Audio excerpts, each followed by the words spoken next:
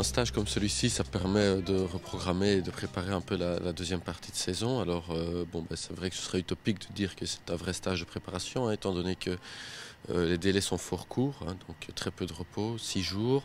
Puis départ en stage, 7 jours. On va encore continuer un peu dans cette optique-là de travail, donc un peu dans une optique de repréparation lors de la semaine qui précédera notre premier match, donc en Belgique. Ça veut dire qu'on aura donc ici 7 jours, plus encore 3-4 jours en Belgique, donc une dizaine de jours de préparation hivernale pour un peu reprogrammer et préparer l'équipe pour ce fameux second tour. Au fur et à mesure du temps dans ces 10 jours de préparation ou de pseudo-préparation, on va donc avoir des entraînements qui vont s'intensifier et qui vont avoir une durée qui va diminuer. Le stage estival a été un stage de préparation également, et puis on a eu une période de préparation de 6 semaines, donc ça a été une préparation tout à fait correcte et tout à fait classique.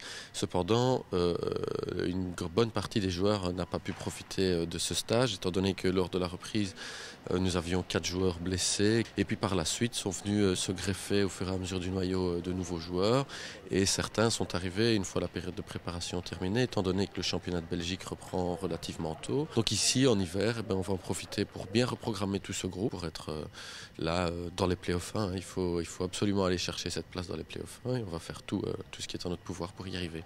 Ici, quand on est plutôt en période de préparation, j'essaye quand même d'avoir un respect de la charge de travail adéquate, mais là, le staff est tout à fait ouvert et tout à fait à l'écoute de ça. Et puis donc, en fait, on travaille vraiment en synergie, à savoir qu'on détermine ensemble ce qu'on souhaite comme objectif à l'entraînement, mais aussi au niveau de la longueur, donc sur 10 jours, 15 jours, 3 semaines, quels sont les objectifs que l'on doit atteindre avec l'équipe.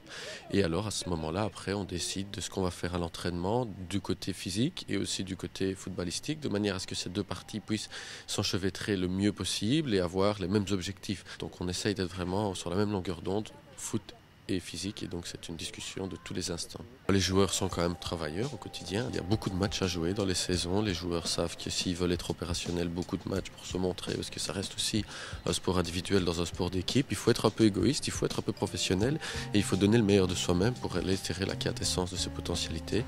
Et donc les joueurs sont relativement réceptifs, et puis s'il y en a un ou l'autre qui n'est pas trop content, le groupe le remet vite à sa place et le prend vite sous son aile pour continuer à travailler, parce que c'est un sport individuel dans un sport d'équipe, donc l'équipe a aussi son importance sur l'individu.